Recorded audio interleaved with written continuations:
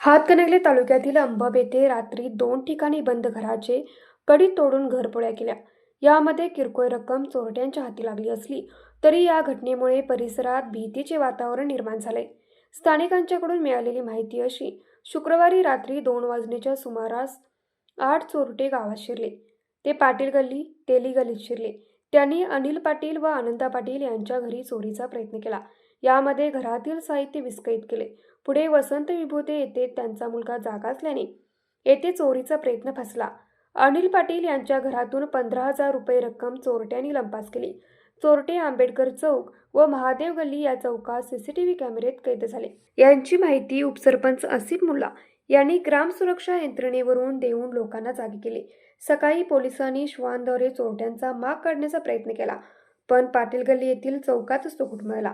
पेठ Vadgaon police ठाण्याचे police निरीक्षक प्रमोद शिंदे यांनी भेट देऊन नागरिकांना सतर्क राहण्याचे आवाहन केले।